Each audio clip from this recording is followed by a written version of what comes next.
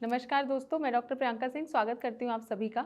आज इस वीडियो के द्वारा हम बात करेंगे कि छोटे बच्चों में ऐसे कौन से वार्निंग साइंस होते हैं जो कि इंडिकेट कर सकते हैं कि बच्चों में अस्थमा डेवलप हो रहा है।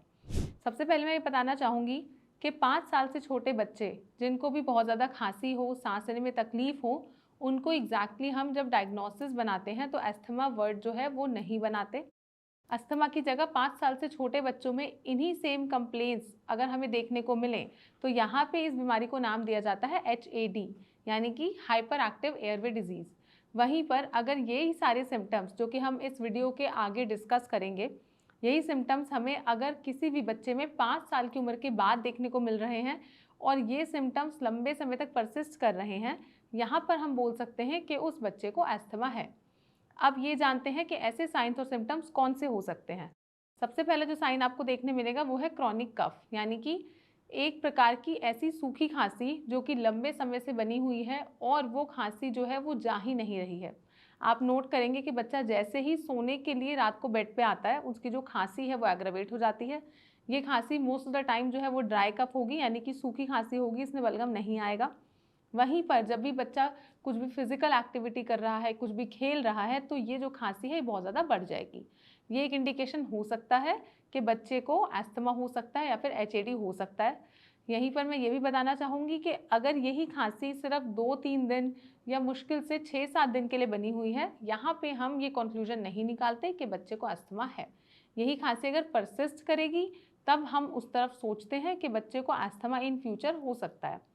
दूसरा जो साइन और सिम्टम हमें देखने को मिलेगा वो है शॉर्टनेस ऑफ ब्रेथ। आप नोट करेंगे कि वही फिजिकल एक्टिविटी जो कि आपका बच्चा पहले काफ़ी लंबे समय तक कर लेता था और उस बच्चे को कोई भी तकलीफ नहीं बनती थी, वही फिजिकल एक्टिविटी थोड़ी देर करने के बाद भी जो बच्चा है उसको जो सांस लेने में तकलीफ है वो बहुत ज़्यादा होने लग जाएगी। बच्चे को ऐसा महसूस होगा कि उसका दम घुट रहा है और आप नोट करेंगे कि धीरे धीरे बच्चा जो गेम्स है, जो आउटडोर गेम्स है, उनको खेलने से बचने लगेगा। तीसरा जो हमें साइन सिम्टम देखने को मिल सकता है वो है वीजिंग साउंड, यानी कि आप नोट करेंगे कि अगर आपके रूम में शांति है, यानी कि पिन ड्रॉप साइलेंस है, तो बच्चा जब इनहेल कर रहा है, एक्सहेल कर रहा है, तो एक प्रकार का जो वीजिंग साउंड है यानी कि विस्लिंग साउंड आपको सुनाई देगा। और अगर आप उसको ऑस्कल्टेट करेंगे यानी स्टेथोस्कोप की मदद से सुनेंगे या फिर जो डॉक्टर है जब वो उस बच्चे को एग्जामिन करेगा तो वो ये नोट करेंगे कि उनकी छाती के अंदर से एक प्रकार की सीटी बजने की जो आवाज़ है वो आ रही है। तो ये जो व्हीजिंग साउंड है ये तब आती है जब हमारे जो एयरवेज हैं वो कॉन्स्ट्रिक्ट होने लगते हैं, यानी कि सांस की नली सिकुड़ने लगती है। तो ये भी एक इंडिकेशन हो सकता है। वहीं पर छोटे बच्चे ये भी महसूस कर सकते हैं कि जो उनकी छाती है, चेस्ट है, उसमें एक प्रकार की टाइटनेस हो रही है।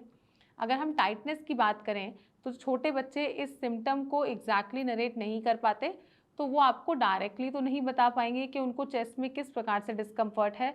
लेकिन अगर आप नोट कर रहे हैं कि आपका बच्चा बाहर खेलने से कतरा रहा है या बाहर जाना अवॉइड कर रहा है या किसी भी प्रकार की फिजिकल एक्टिविटी करने से बच रहा है, तो हो सकता है कि वो फिजिकल एक्टिविटी करते समय उस बच्चे को कोई डिस्कम्फर्ट बनता है। तो ये भी एक इंडिकेशन हो सकता है कि बच्चे को HAD है या फिर अस्थमा है। इसी के अलावा आप नोट करेंगे कि जैसे ही मौसम बदलता है तो बच्चे को बहुत जल्दी जो है रेस्पिरेटरी इन्फेक्शंस बनने लगते हैं। जब भी किसी बच्चे को रेस्पिरेटरी इन्फेक्शन बनेगा, यहाँ पर जो खांसी होगी उसके साथ में बलगम जो है वो बहुत ज़्यादा डेवलप होगा, जो चेस्ट है उसमें बहुत ज़्यादा कंजेशन हो जाएगी और बच्चा थ्रू आउट द डे खांसता रहेगा। तो ये जो रेस्पिरेटरी इन्फेक्शंस हैं ये भी अस्थमा की कंडीशन को एग्रावेट कर सकते हैं।